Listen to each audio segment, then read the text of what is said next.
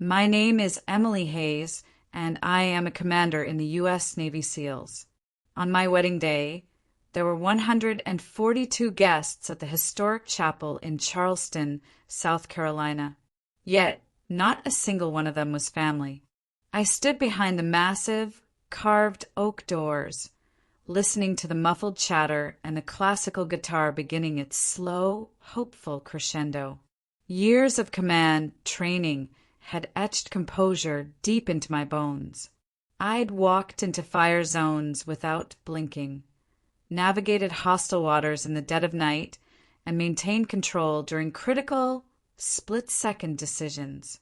But this felt like the hardest mission briefing of my life.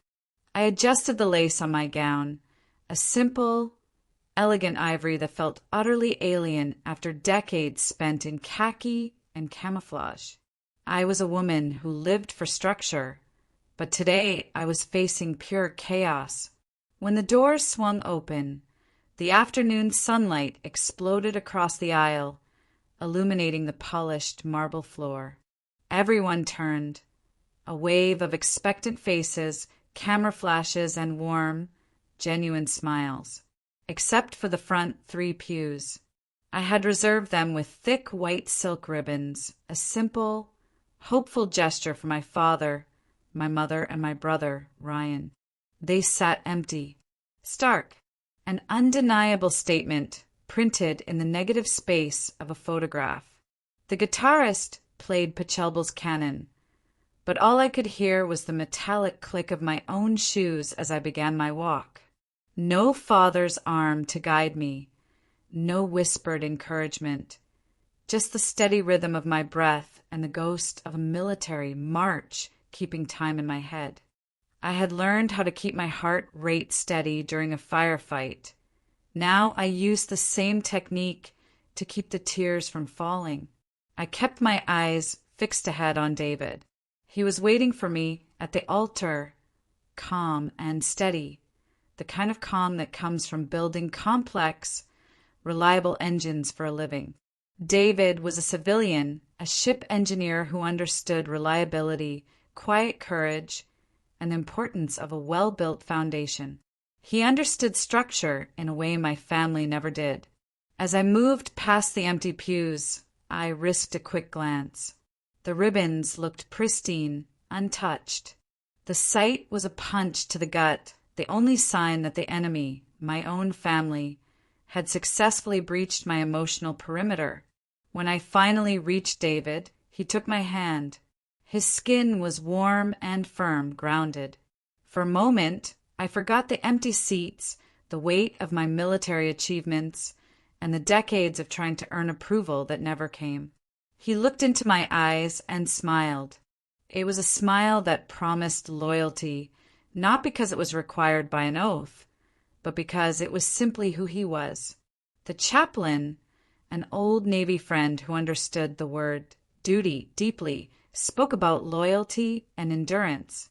Every word he spoke felt heavy, carrying a double meaning for me. Loyalty in battle, endurance in family. When it came time for the vows, my voice didn't shake. I had promised my country everything before. Promising David felt beautifully simple in comparison. I looked at the vast sea of friendly faces, David's large, boisterous Italian family already embracing me as their own, and thought, this is my new unit. This is my new command. But the absence in the front row still throbbed like an unsutured wound. I was a commander, decorated and respected, yet on the most personal day of my life, I was utterly alone. I knew then that the battle wasn't over. It had just begun. I could handle this. I had to. I had learned to win wars by myself. The question was, could I win peace? The ceremony itself moved with the clockwork precision I demanded in my life. A temporary, perfect structure built over a shaky foundation of grief. But the reception, held in a grand old ballroom overlooking the harbor, blurred quickly into laughter and champagne. David's family danced with gusto. They were loud, they were happy, and they filled the silence I was so used to. His mother, Elena, a tiny woman with enormous warmth, hugged me tightly after the cake cutting. "Welcome to the family, Emily," she whispered into my ear. "You have us now." It was meant as comfort, and I appreciated the genuine affection, but the phrase stung more than it healed. It was a stark reminder of the family I didn't have. I felt a quick, hot flash of shame and anger. Shame that my own parents had forced this kind of adoption, and anger that Thomas, my father, had carried his pride and control to this extreme. I kept finding my gaze drifting toward the ornate double doors, half expecting my father to stride in late, a characteristic grand entrance with some rehearsed excuse about critical, unavoidable traffic. Thomas Hayes, the former high school principal, never simply arrived, he delivered an event. But he didn't. Neither did my mother, Sarah, who had always played the part of the dutiful enabler, nor Ryan, my younger brother, whose last text months ago had simply read, "Don't expect much from us, Em. Dad's being Dad." Later, when the last of the guests had gone, David and I found a quiet corner on the hotel balcony. Below us, the Virginia Beach harbor was a tapestry of distant lights. Ships glowed softly, their low-humming engines a comforting sound against the humid night air. I sipped champagne, but it tasted like salt, like old unshed tears. My phone lay on the glass table, its screen dark, still waiting for the message that wouldn't come. David, always observant, spoke softly without looking at me. "You don't have to keep waiting, Em." "I know," I lied, though I didn't. "In the Navy, you learn to expect the worst, the inevitable threat, but you still prepare for the best possible outcome." I had clung to the hope that maybe, just maybe, they would change their minds, that they would see this day as bigger than his pride. He reached out and placed his large, mechanical hand over mine. Family isn't about who's supposed to show up. It's about who actually does. I managed a faint smile for his benefit, but when he turned to look at the glow of the city, my eyes filled. I refused to let them fall. I wouldn't cry here. Crying was a weakness Thomas had trained out of me decades ago, and I wasn't about to let his ghost win this final moment of my wedding night. I was a SEAL commander, and I would not surrender to emotion.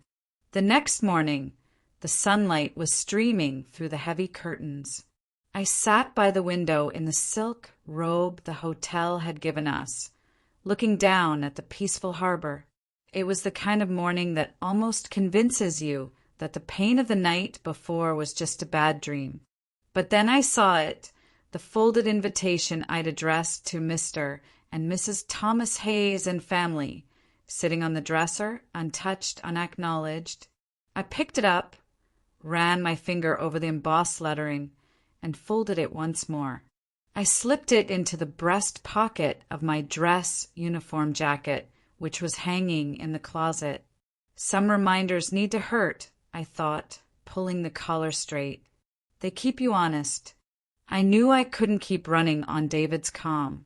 Sooner or later, I had to return to my base, to my home in Virginia Beach, and face the new, heavier silence my father had gifted me.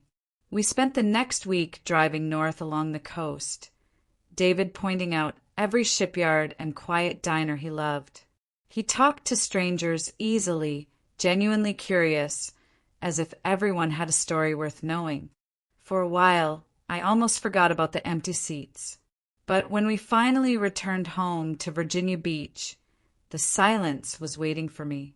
It was a physical thing, a heavy velvet blanket draped over the house that only lifted when David's low, steady voice broke through. I hadn't realized how heavy silence could be until it became the only thing my parents offered me. I threw myself into work, burying myself under layers of discipline. I trained new recruits, reviewed logistics reports, and mentored younger officers who reminded me of my own eager, naive self a decade earlier. Discipline was a far easier companion than grief. Still, at night, when David was asleep, I'd scroll through old photos. Ryan's high school graduation, my parents' 25th anniversary dinner, the last Thanksgiving before my first deployment. In every image, I was in uniform, smiling too wide, trying too hard to occupy the space I'd been given. I wondered if that was when the resentment had begun, when my achievements became a mirror reflecting everything Ryan wasn't. Ryan, always the golden child in theory, but the troubled child in reality, struggled with college, struggled to keep a job. And I, the daughter Thomas had once labeled a disappointment for wanting a military career, was succeeding wildly. Thomas Hayes had been a respected high school principal, strict, meticulous, and profoundly proud of his authority. Growing up, I never disobeyed him. His rules were the immutable laws of physics in our house. I vividly remember the day I told him I was enlisting in the Navy. I was 18, salutatorian of my class. I presented the acceptance letter to Annapolis with the gold star on top, expecting, for once, genuine pride. "The military is no place for a girl," he'd said, barely glancing up from grading papers. "You'll waste your education chasing a foolish fantasy." I went anyway. I excelled.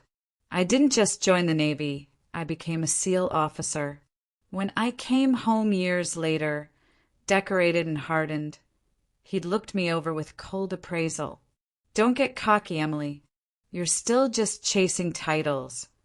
And when I was promoted to commander, the promotion he knew was the culmination of everything he said I couldn't be. He didn't say anything at all. Silence, a void that swallowed every achievement I placed before him. It was his ultimate weapon. Maybe I should have expected the empty seats. Maybe that was his final, most brutal lesson, a punishment delivered through calculated absence.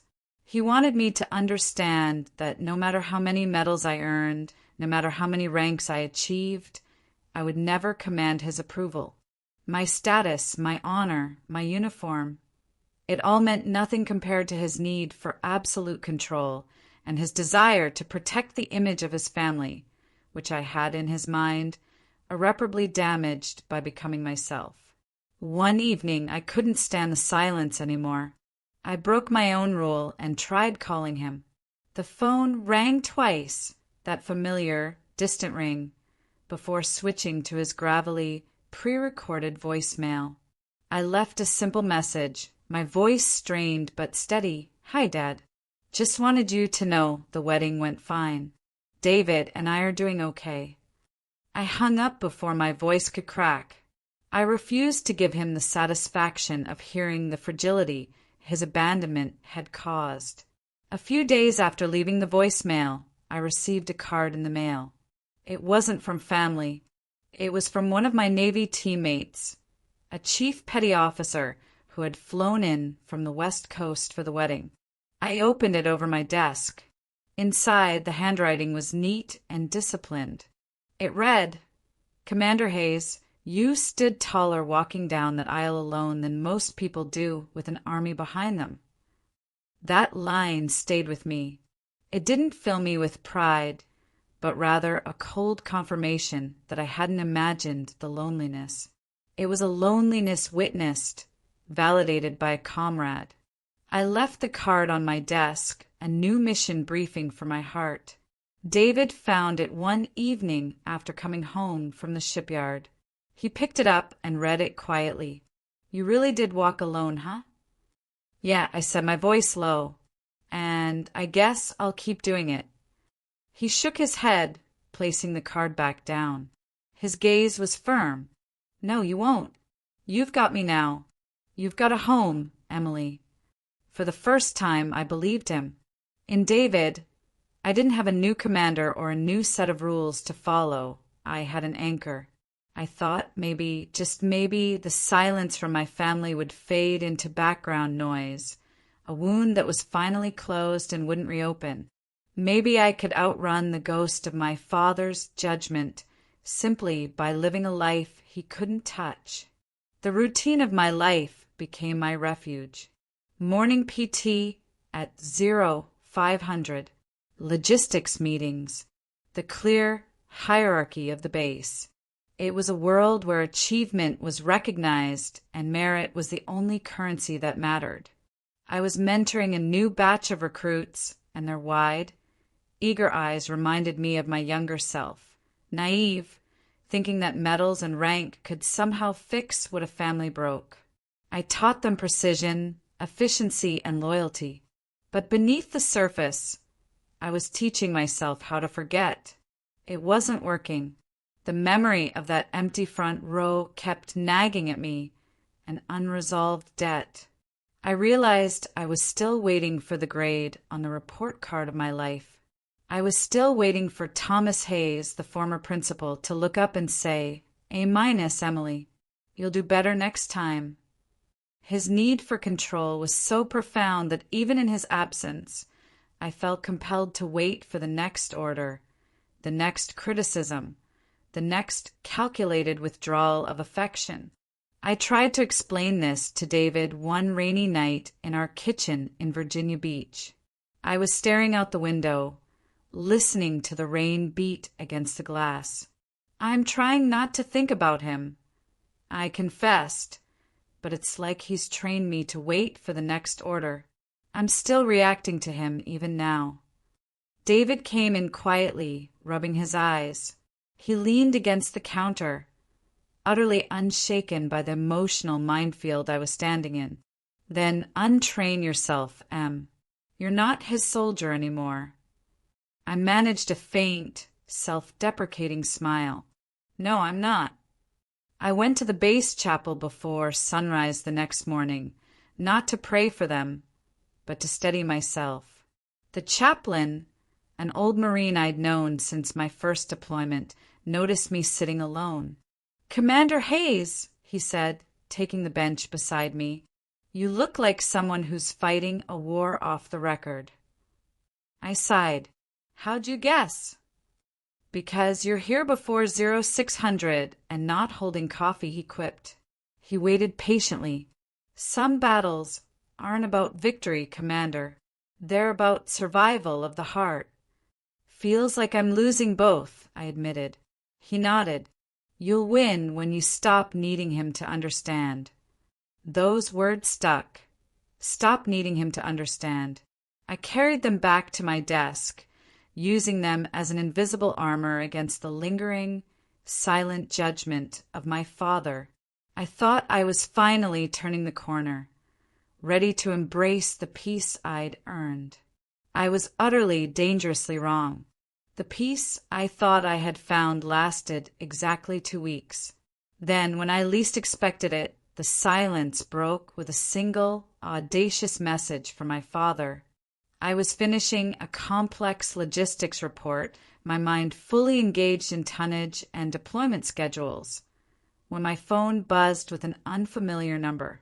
I picked it up, expecting a spam call or a wrong number.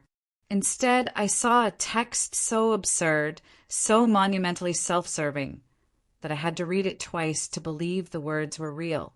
It simply read, "Need $9,200 for Ryan's wedding. You've always been the responsible one. Transfer it by Friday." I stared at the screen, my mouth half open. $9,200. After months of calculated abandonment, not a single call, not a congratulation, not a word of acknowledgement for my marriage. He reached out, not to reconcile, but to demand a ransom for my brother's future. He had reduced my life, my rank, and my marriage to a transactional debt he felt I owed the family. David, walking past, looked over my shoulder and saw the screen. He stopped dead. "You're kidding me." "No," I said, my voice thin. "This is real." I put the phone down on the counter and began to laugh, a short, bitter, almost hysterical sound. It wasn't humor. It was disbelief made loud, the kind of manic reaction you use when words simply won't suffice for the level of shock. The insult wasn't the number. It was the sheer, casual cruelty of the justification. You've always been the responsible one. It was the weapon he'd always used, my own sense of duty, turned against me one last time. David watched me, his expression hardening with a protective anger I rarely saw in him. "What are you going to do?" he asked quietly. I stared at the phone for a long time. Every instinct I had, the training, the discipline, the ingrained habit of obedience, screamed at me to analyze the situation, find the compromise, calculate the risk. The old Emily, the one still trapped in Thomas's structure, would have sent the money just to buy peace and remove the problem. But the new Emily, the one who had walked alone, refused. I picked up the phone. I bypassed all the carefully crafted, angry rebuttals I'd typed and deleted. I opened my banking app, found his account number. I still knew it by heart, a painful vestige of the past, and sent an immediate transfer. The amount, $1. The note in the memo field, best wishes. It was a cold, precise counterattack, a declaration of independence delivered with zero emotion. I blocked the number instantly, eliminating the threat and the source of the chaos. I turned to David, a strange, hollow calm washing over me. "Change the locks tomorrow," I said. He nodded without a question. In our house, the silence wasn't the sound of danger anymore. It was the sound of boundaries being set. It was peace, fiercely protected. But I knew Thomas Hayes would not take a $1 response lightly. I knew I had just bought myself a far bigger conflict than I could imagine, and I braced for the inevitable storm. The phone calls, the slammed door, the furious, calculated response that would come. I had faced hostile forces before. My father was simply the latest, and I was finally ready to fight him on my own terms. The morning after I sent that $1 transfer and blocked the number, I expected the world to react violently. I half expected a phone call from my mother, a slammed door from Thomas, or perhaps even a localized storm front hovering over Virginia Beach. But the sky stayed still, calm, gray, and utterly indifferent. David left early for the shipyard, coffee in hand, kissing my forehead as if nothing at all had happened. That act of normalcy, his unwavering support, was my new shield. I sat by the window, laptop open, pretending to review a complex supply report. But my eyes kept drifting to the phone. The blocked number sat there, a black hole of quiet defiance. My father had raised me to be obedient, disciplined, but he'd forgotten that discipline cuts both ways. I had been disciplined enough to follow his rules, and now I was disciplined enough to follow my own. By noon, I did something illogical for a SEAL. I unblocked him. Not because I wanted to talk, but because the anticipation was humming louder than any actual message could. 2 minutes later, a new text appeared. "That's funny. Didn't think you'd be so petty. Your brother's wedding is next month. Don't embarrass us again." Petty. The word hit harder than I thought. It wasn't the insult. It was the casual cruelty, the reduction of everything between us to a transaction. Like he couldn't fathom that my actions were born of principle, only of spite. "Don't embarrass us again." That phrase encapsulated his entire worldview. Everything was about his image, his control, his fragile authority. I typed a dozen furious replies, erasing them all. Every version felt too small, too angry, or too much like a reaction he craved. Then I remembered the chaplain's words, reinforced by my drill instructor's old mantra. Silence is the loudest response to disrespect. So I turned off my phone. Completely. I logged off the computer, left the report unfinished, and went into the garage. I pulled out my polishing kit, the one for my medals and insignia, something I hadn't touched since before the wedding. I needed a ritual of purification. That night, David came home to find me polishing my rows of ribbons, their bright colors reflecting the low light. "You okay?" he asked gently, leaning against the doorway. "Just keeping them clean," I said, meticulously cleaning a combat action ribbon. "You don't have to prove anything to him, Am." "I'm not," I said. "I'm proving it to myself. That all this," I gestured at the insignia, "wasn't wasted on someone who can't see past his own pride." David smiled softly, the lines around his eyes deepening. "You know, for someone who's been through combat, you're terrible at ignoring landmines." He wasn't wrong, but the following weeks felt strangely lighter. I threw myself into training, into planning, into the structured reality of the base. My unit had a new batch of eager recruits, and their wide-eyed earnestness reminded me of how simple life was when you thought hard work could fix what a dysfunctional family broke. But the relative peace was a false flag. The conflict with Thomas was not over. He was simply relocating the battlefield. And in the world of Thomas Hayes, if a verbal command failed, he always escalated to a formal show of force. I knew, with a certainty that settled in my gut like cold steel, that he wouldn't stop until he regained control or I broke completely. And I had no intention of doing either. I just needed to wait for his next move, knowing it would be bigger, louder, and designed to shame me publicly. I was debriefing a high-stakes logistics meeting one afternoon when Chief Ramos, my second-in-command, stopped me in the hallway.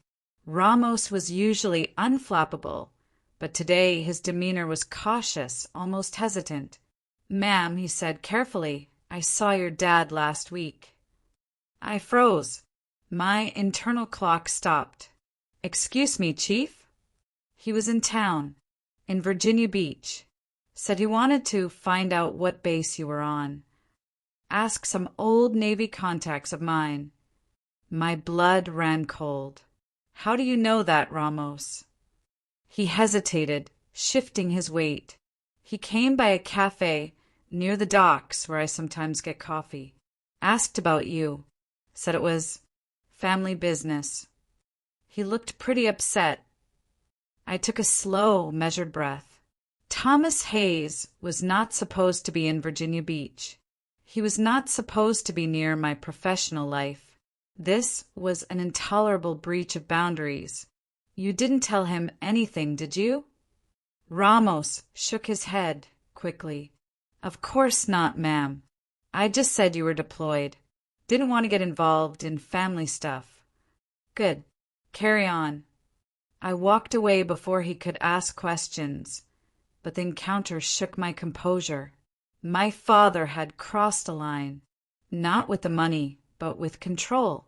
The same control he used when I was 16, and he made me cancel my senior prom because my grades dropped by a single point. The same control that made him keep my acceptance letter to Annapolis for 3 weeks before finally handing it over with the words, "You'll regret it." That night I couldn't sleep. I stood in the kitchen, staring at the harsh light of the open fridge, listening to the rain against the window. David came in quietly, rubbing the sleep from his eyes. "You're thinking about him again," he observed. "I'm trying not to. I confessed. But it's like he's hardwired me to wait for the next order. I feel the weight of his judgment even 3 states away." He leaned on the counter, his presence solid. "Then unplug the wire, Untrain yourself. You're not his soldier anymore." I looked at him. "No, I'm not." 2 days later, the wire was brutally severed. I was finishing a training brief when my desk phone buzzed. Unknown number. I answered instinctively. A gruff, professional voice said, "Is this Commander Hayes?" Yes, this is Officer Grant with the Virginia Beach PD. We're outside your residence, now with a Mr. Thomas Hayes. Says he's your father. My stomach dropped to my feet. Why? I asked, trying to sound calm. He's reporting a domestic theft, the officer said carefully. Claims you withdrew family funds without consent. We'd like to clear things up. I closed my eyes. This was it, the public shame, the final, desperate play for control. Stay there, officer. I'm on my way. When I arrived at the gate 20 minutes later, the wind carried the unmistakable sound of sirens, now fading. My father stood between two uniformed officers, arms crossed, face red from shouting. David stood silently beside the porch, quiet and utterly unmoved, his own calm a perfect counterbalance to the chaos. The moment Thomas saw me in my dress uniform, he smirked, a flicker of wicked satisfaction. Finally decided to show up, Commander. I took a slow, deliberate step forward. You brought the police to my home, Dad? You stole from your family, he barked, his voice cracking with feigned outrage. I want what's ours. I met the older officer's eyes. Gentlemen, this man is confused. Would you like to see my bank statement for the $1 transfer he's claiming is family funds? The officers exchanged glances, trying to suppress their visible amusement. The older cop coughed into his sleeve. Sir, he said to my father, his voice formal, there's clearly been a misunderstanding. She's ungrateful. She's... Enough, I said sharply, my command tone cutting through him like a whistle. Both officers straightened instinctively. David stepped closer, his presence a silent shield. Sir, he addressed Thomas, his voice steady and low. I think you should leave now. As the police guided my father back toward the cruiser, he turned and shouted his final venomous shot. You think your rank makes you right, Emily? I looked straight at him, my heart steady. No, Dad. It just means I earned my peace. That night, after the police left and the sirens were truly gone, the house felt heavy, as if the walls had absorbed the violence of the encounter. David found me sitting at the dining table. My hands were still trembling, slightly, a physical reaction I couldn't control. You okay? He asked, pulling up a chair. Yeah, I said. I think I finally am. Because sometimes it takes the sound of sirens outside your home to realize you're not the one who's lost control. The public display, the ridiculousness of the accusation, it stripped away any lingering dignity Thomas thought he had. By trying to destroy me, he had only exposed himself. The next morning, the gossip was already circulating on base. Chief Ramos gave me a careful, respectful nod. Heard about what happened, ma'am. I'm sure everyone did, I replied, dropping my folder on the table. Let's get to work. The whispers lingered, though. Why would her father call the police on her? I could feel the weight of the unspoken judgment. I excused myself and walked to the base chapel, needing the quiet solitude again. The chaplain looked up from polishing candle holders. Rough week, Commander. You could say that, I sighed. Family wounds don't follow rank, do they? No, sir, I said, using the formal address. They outrank everything.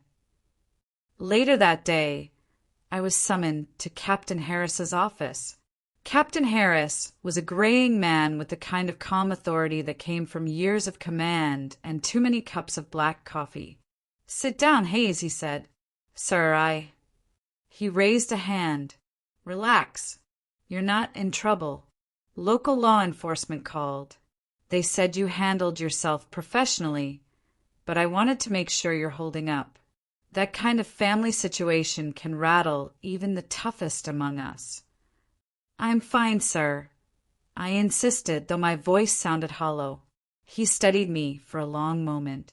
You remind me of myself at your age. Thought I could out-discipline pain. Turns out, pain doesn't follow orders. His words landed deep. Permission to speak freely, sir? I asked. He nodded. I just don't understand how a man can be both father and enemy. He sighed. Sometimes they start as fathers, and we turn into the soldiers they can't command anymore. That was the truest thing anyone had said to me in years. That evening, I decided to answer my mother's recent text. She had been texting David, trying to play the mediator. My reply was short, firm, and final. Mom, I'm safe. Please don't come here. I need space. She replied immediately, Your father feels humiliated. He says you made him look weak. Please call him. I stared at the message until the screen dimmed. Humiliated. No acknowledgement of what he'd done. Just a plea for me to manage his ego.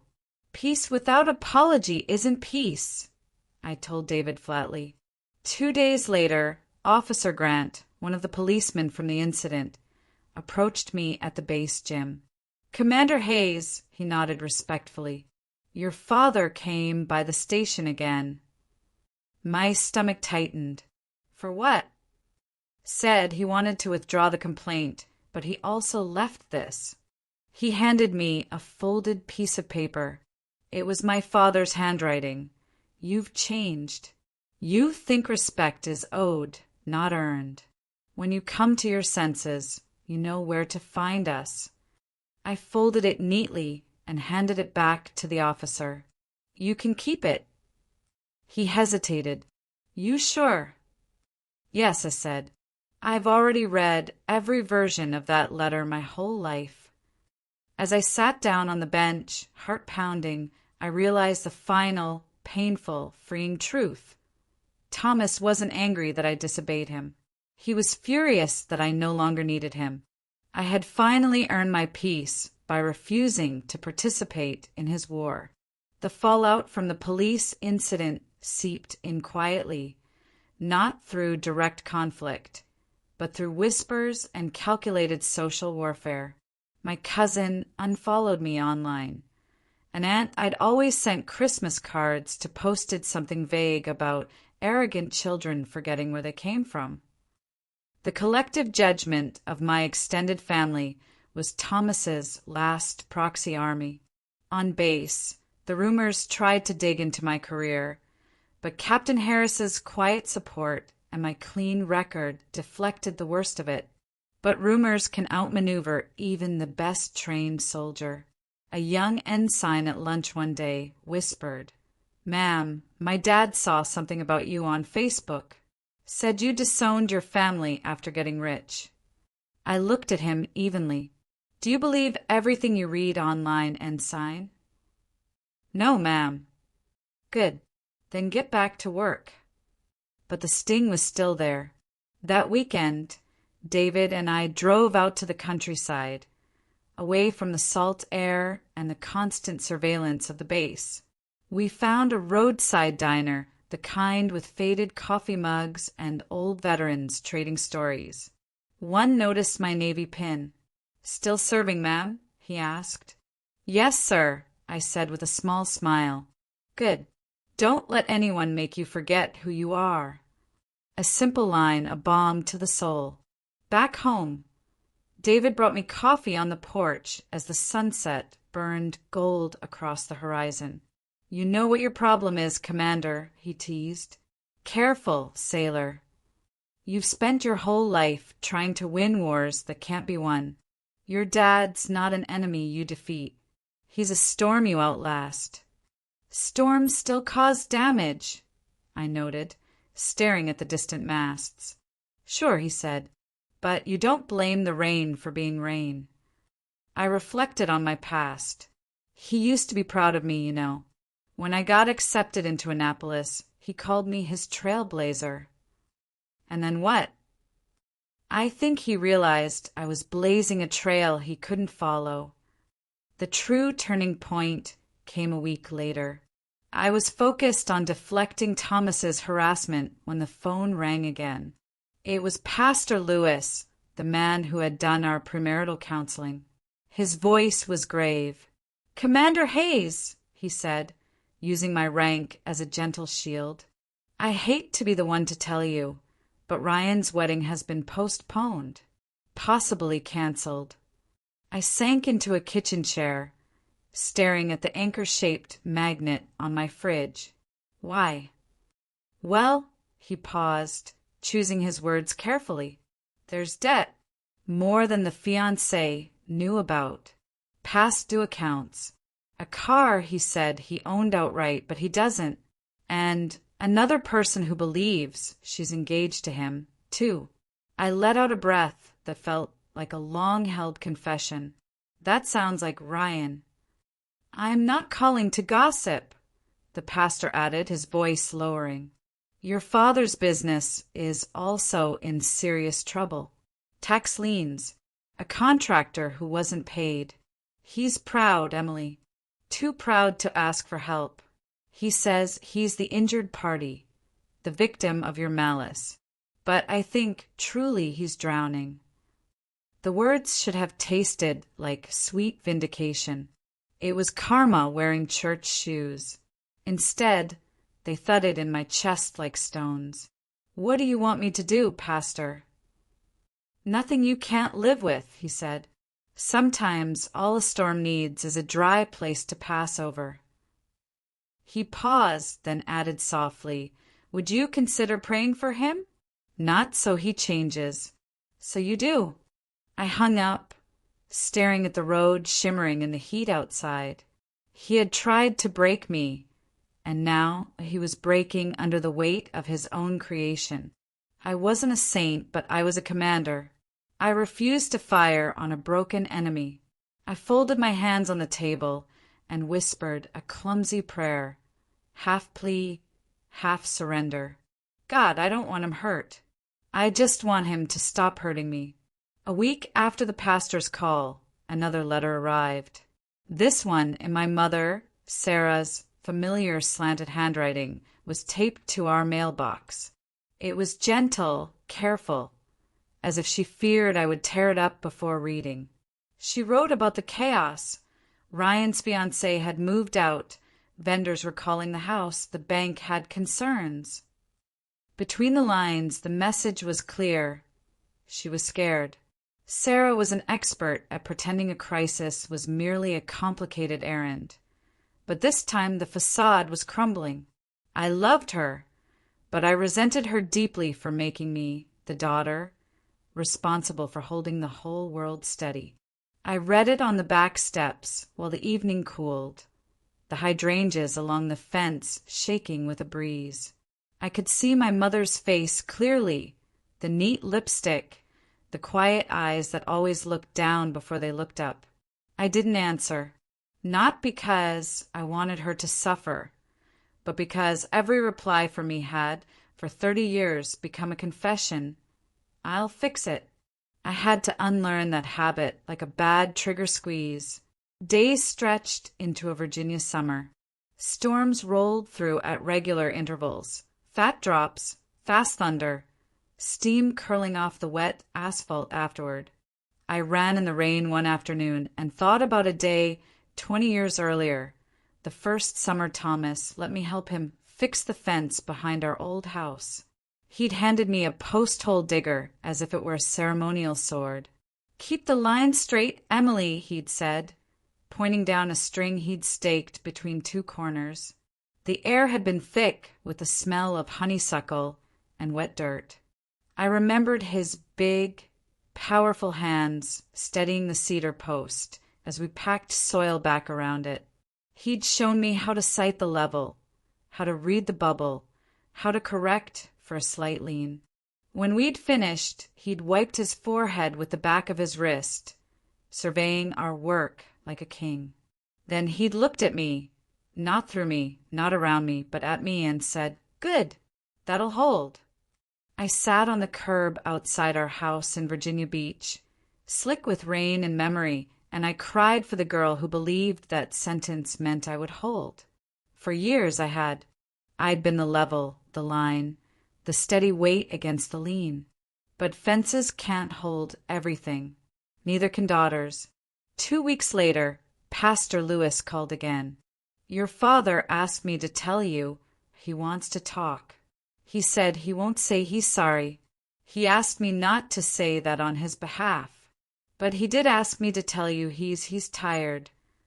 Tired. The Thomas the First knew was powered by pride, caffeine, and the conviction that other people's feelings were overdramatic. The word didn't fit his shape. It startled me more than any threat. Thank you, Pastor, I told him, for being the bridge without pushing me across. Bridges just stand, Commander, he chuckled softly. People decide if they walk. I felt the constant, nagging pull to drive down, to stand across from him in the kitchen where I'd done my homework while he graded papers. I wanted to hand him a stack of evidence that I'd built a life both gentle and strong. I wanted to ask him to be proud just once. Instead, I bought a single postcard, a picture of the Cape Henry lighthouse, a slash of white against blue. On the back, I wrote, "Thinking of you." I didn't sign it, "Love." I didn't add my return address. I addressed it to my mother, knowing she would show him. I knew he wouldn't know what to do with a message that didn't come with a command. I had finally learned that holding didn't mean bearing someone else's weight. It meant standing where I'd planted myself and letting the storm pass, not as punishment, but as weather. It was late September when the call came. I almost didn't answer it. The number had a Richmond, Virginia area code I didn't recognize. I was halfway through polishing a command review report, half listening to the hum of the ceiling fan. The voice on the other end was quiet but firm. "Commander Hayes, this is Pastor Lewis." My heart slowed. The air in the room thickened. "Yes, Pastor," I said carefully. "It's been a while." He hesitated. "Your father's in the hospital. Heart failure. He's stable for now, but it's serious." I said nothing for a long moment. I had imagined this call before, on bad nights when anger blurred with pity, when I pictured him old and regretful. But imagining something and hearing the reality were two different wars entirely. "What hospital?" I asked, my voice flat. "St. Mary's in Richmond." "I'll come," I said, the words automatic, military. When we hung up, I sat still. David found me like that, hands on my knees, staring at the blank report. "Who was it?" "The pastor. Dad's sick." He looked at me cautiously. "Do you want me to come?" I shook my head. "No, this one I need to do alone." The drive to Richmond took 3 hours. I didn't turn on the radio. I just listened to the tires hum against the asphalt, to the sound of my own breathing. The autumn trees blurred into streaks of gold and rust, like the world had decided to dress up for something solemn. When I reached the hospital, the air smelled of antiseptic and institutional time. A nurse led me down a long corridor. The fluorescent lights buzzed softly, too bright, too clean. My mother, Sarah, was there, sitting in the corner of the room, clutching a paper cup of coffee gone cold. She looked smaller than I remembered, like grief had been pressing on her shoulders for years. When she saw me, her eyes widened. "Emily." "Hi, Mom." She stood, but didn't know whether to hug me or apologize. In the end, she just reached out and touched my sleeve, a mother's compromise between love and fear. "He's asleep," she whispered. "He doesn't know you're here yet." I nodded. "That's okay." I turned toward the bed. Thomas Hayes looked pale, almost translucent under the harsh lights. The tubes, the monitors, the shallow, constant rhythm of his breathing. They all made him look small. Too human. For a long moment, I just stood there. This was the man who'd built fences and rules and hierarchies. The man who taught me to salute before I ever wore a uniform. Now he was quiet, and I had no words either. I went to a nearby motel that night. Around midnight, my mother called. "He's awake," she whispered. "He asked for you." I was there within 15 minutes. When I walked into the room, he looked up. His voice was thin but clear. "Didn't think you'd come." "I almost didn't," I said honestly. "Figures." We stared at each other. Two soldiers on opposite sides of a war neither had truly wanted to fight. Finally, he broke the silence. "You still in uniform?" "Always," I replied. He chuckled weakly. "Knew you'd make something of yourself. I just didn't know it'd be so far away from us." "You pushed me far, Dad." He looked away, staring at the ceiling tiles. I was trying to make you strong." "You did," I said softly, "but you also made me lonely." That silenced him completely. The monitors beeped steadily, filling the vast gap between us. After a while he said, his voice a low rasp, "I never hated you, Emily. You know that." "I know. I just didn't know how to love someone I couldn't control." Those words, raw, clumsy, deeply human, broke something open in me that I didn't realize was still locked. I sat down beside the bed and took his hand, the same hand that once held a hammer to build that fence. "You don't have to control me anymore," I whispered. "You just have to rest." He nodded, his eyes glassy with unshed tears. The next morning, I helped my mother fill out some hospital paperwork.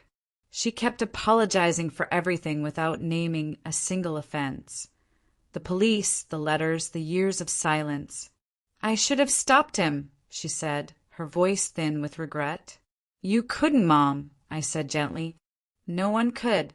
He had to stop himself." When she turned away to hide her tears, I slipped his old school ring, the heavy gold ring he wore when teaching, off the bedside table and held it. It was scratched, dull, and heavy, a relic of his former authority. A nurse walked in, checking his chart. She recognized me from my ID badge. "Commander Hayes," she said softly. "He told us you were military. He's been telling stories about you to the staff." "Stories?" I asked, bewildered. She smiled. "Said his daughter's tougher than half the Navy. Said she makes him proud." I didn't cry then. I couldn't. But when I stepped into the hallway, I leaned against the cold wall, closed my eyes, and let the weight of that word settle. Proud. It wasn't spoken to me, but it was spoken about me. It was the indirect, clumsy apology I had waited 30 years to hear. I finally understood that Thomas, the man of rigid structure, could only express his deepest feelings through a third party. It was the only way he could bypass his own pride. That evening, before I drove back to Virginia Beach, I went to see him one more time. He was half asleep, pale but peaceful. He opened one eye. "Leaving already?" "I'll come back," I promised. "Don't bother if I don't make it," he murmured. "I've said my piece." I smiled faintly. "You'll make it. You're too stubborn to quit now." He smirked, a ghost of the old Thomas. "You get that from me." "Maybe," I said, "but I learned grace from Mom." He nodded, closing his eyes. "That's good. You'll need both." The drive home was long and quiet. Halfway back, I pulled over near a small roadside chapel, one of those white-painted country churches that look like they're holding ancient secrets. I walked in, sat in the last pew, and whispered, "Thank you for letting me show up before it was too late." I didn't know if I was talking to God, to fate, or to the part of myself that had stayed angry for too long. Maybe all three. When I walked out, the sun was beginning to rise. I drove the rest of the way home in its golden light. David was waiting on the porch with 2 cups of coffee, the steam curling into the cool morning air. "How was it?" he asked. "Hard," I said, sinking onto the swing. "But right." He nodded. That's usually how the right things feel. We sat together, watching the sky brighten over the trees. For the first time in years, the silence between me and my father didn't echo. It had simply ended. I was no longer waiting for the next attack. I was ready for the next day. I had survived the war and finally embraced the peace I had earned. I knew the rest of my life would be defined not by the anger I carried, but by the space I had cleared for love and true connection. I was ready to close that chapter and start a new one where I was the commander of my own happiness. Spring returned to Virginia Beach the following year, soft and golden. The dogwoods bloomed early, and the base was alive again with new recruits. All nerves, all energy, all faith that hard work could fix anything. I saw myself in their faces, but I also saw how wrong I'd been once to think that strength meant isolation. It had been 6 months since my father's passing. He'd made it through the winter, long enough for one last conversation, a true goodbye disguised as small talk. He passed quietly at home with my mother holding his hand. She called me just after sunrise. Her voice was calm, almost formal. "He's gone, Emily. He said he loved you." I was at the harbor, watching a destroyer glide out to sea. I remember the smell of diesel and salt, the gulls cutting through the gray morning. When the call ended, I just stood there and whispered, "Fair winds, Dad." I didn't cry. Not then. The funeral was small as he wanted. I wore my navy dress whites at my mother's request. Some relatives didn't meet my eyes. Others did, with something like shame or gratitude. I didn't need either. I stood at attention when the chaplain spoke and listened as they played taps. After the ceremony, I helped my mother into her car. She looked fragile, like the past year had aged her a decade. "Thank you for coming," she said. "I had to," I replied. "He taught me to show up, even when it hurts." She nodded. "He was proud of you. You know, he just didn't know how to say it." "I know," I said. "I said it for both of us." We hugged, truly hugged, for the first time in years. A month later, a small package arrived at my door. Inside was an envelope labeled, "To Emily from Dad." The handwriting was weak, but unmistakable, each letter pressed too hard, as if he were carving the words into the paper. "Emily, if you're reading this," I probably ran out of time. "I don't know how to apologize properly. I always thought apologies made a man look small. But maybe small is where forgiveness starts. You were right to stand your ground. You were right to walk away. I tried to raise you strong. You ended up stronger than I could handle. I called the cops because I couldn't call myself out. Tell your husband I respect him. He stood by you the way I should have. You'll do better than I did. That's what every parent should want. Dad." The letter smelled faintly of motor oil from his workshop. I read it 3 times, then folded it back and set it in my desk drawer next to my medals. Not above them, not beneath them, beside them. Equal. That summer, life began again in small, ordinary ways. My mother started calling every Sunday evening just to talk. She asked about David's work, about the new recruits, about my garden. Her laughter softened over the phone, lighter, freer. David and I started hosting barbecues for our neighbors. One Saturday, I was invited to speak at a local high school's graduation. The principal introduced me as Commander Emily Hayes, Navy SEAL and hometown daughter. The applause startled me. When I stepped up to the podium, I looked out at the rows of faces, bright, hopeful, and terrified of what came next. I took a breath. When I was your age, I began, I thought respect came from titles, medals, achievements. I was wrong. It comes from how you treat people, especially when they've stopped treating you well. Some of you will leave home and find that the people who should have loved you most didn't know how. Don't carry that anger forever. It gets heavy. Learn to set it down, even if they never ask you to, because forgiveness isn't letting them win. It's letting yourself rest. The room was quiet. A few parents nodded. I smiled and said, "And call your mothers. They worry more than you think." That night, David joined me on the porch, wrapping an arm around my shoulder.